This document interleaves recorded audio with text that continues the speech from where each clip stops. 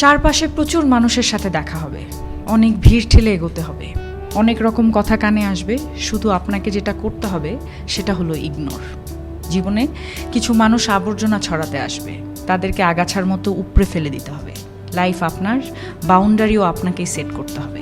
Negativity যেখানে দেখবেন সাথে সাথে সেখান থেকে দূরে সরিয়ে নেবেন নিজেকে। শুনতে খারাপ লাগলেও আপনার কাছের অনেক মানুষ আপনাকে খারাপ দেখতে চায়। তারা চায় সহানুভূতি নামক মলমের তলে একটু কাটা ঘায়ে নুন ছেটাতে। আপনি সিম্পলি সেই সুযোগটাই দেবেন না। অযথা তর্কে যাবেন না, বোঝাতে যাবার কোনো প্রয়োজন নেই।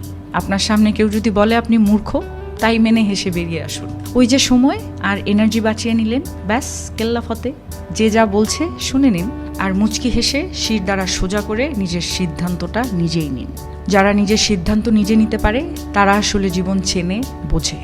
আপনাকে নিয়ে যখন বাকিরা সমালোচনা করতে ব্যস্ত থাকবে, আপনি ঠিক সেই সময়ে গাছ লাগান, ঘুরে আসুন, রং তুলি নিয়ে মনের মতো ক্যানভাস সাজান, বাড়ি গোছান, গল্প পড়ুন,